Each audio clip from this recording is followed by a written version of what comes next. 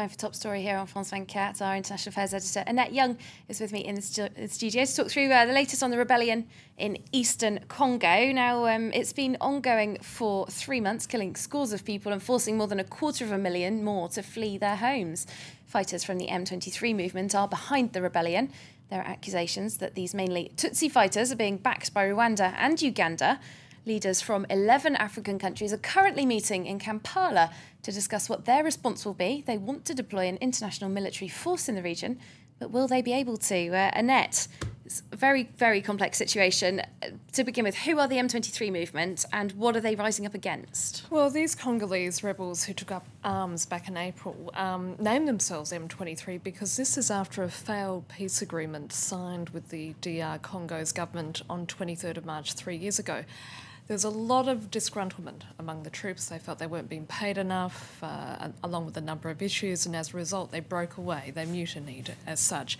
And what we are now seeing is yet again another round of diplomatic initiatives trying to contain the latest mayhem in this Central African nation whose vast mineral riches inevitably seems to attract a plethora of foreign rebels and militia groups. You know, there's constant drama in that part of the world, that's for sure. And many of these rebels are in fact ethnic Tutsi, just like the majority of Rwanda's leadership. And there are fears as a result that this latest rebellion could reignite old ethnic tensions between Hutus and Tutsis. Now, at this point, I'd like to bring up a map just to show the view of the region because it is absolutely vast. And we're talking particularly about the eastern part of the country, which is where this is happening, quite close there, as you can see, to the neighbouring Rwanda and Uganda. Now, many of the local population have fled. They've fled back into Rwanda and Uganda as a result, creating a refugee crisis there. Of course, this is a country that's been plagued by fighting since 1994, and that's when more than 1 million ethnic Hutus, Catherine, crossed the border into DR Congo following the Rwandan genocide in which some 800,000 people, mainly Tutsis, were killed. Now, among those who fled, among those Hutus across the border, there are a number who are accused of murdering Tutsis, and as a result, Rwanda has twice invaded its much larger neighbour, saying that it had to do it for security reasons because it was taking action against Hutu rebels in that part of the world. And at the same time, we also saw Uganda sending in troops on a number of occasions between 1997 and 2003. And this is the reason why those two countries have been accused of backing this latest rebellion.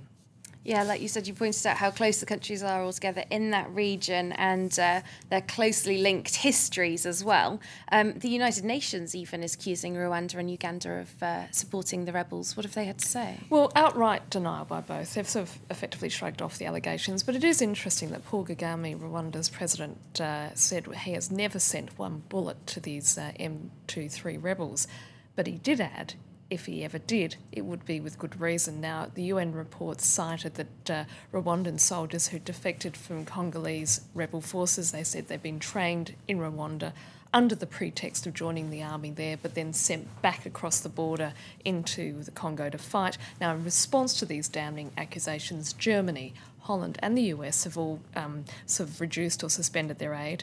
And now the rebels leader, Bosco Ntaganda, has been indicted for alleged war crimes by the International Criminal Court and banned from leaving Congo. But the UN report discovered and photographed a house that he owned inside Rwanda in the town of Gazeni. And it's become somewhat of an embarrassment for the West, particularly about Rwanda, because it was seen as a poster child for, you know, a massive turnaround in the wake of that horrific genocide.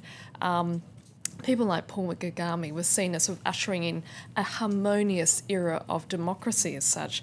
Criticism as a result of his government, and they keep very tight controls domestically, has been very muted, and at the same time it attracts an enormous amount of African aid, very generous by contrast to other African countries. However, this has all changed in view of these allegations. And just very briefly, we've got these African leaders from 11 countries meeting to talk about an international military force. Will that get off the ground? Very unlikely, because for two reasons, and I know I don't have much time to go into this, but one is trying to find countries who are able to send enough troops there. For instance, the UN is already there. It's got the largest peacekeeping force, some 20,000, and they've been accused of being rather ineffectual in this particular uprising. And also to find countries that are neutral enough to actually participate, because there are a lot of neighbouring African countries who already have a vested interest.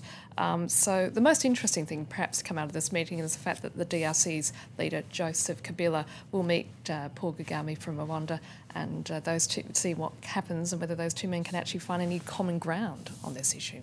Okay, thanks very much, Annette Young from our International Affairs Desk there with today's top story.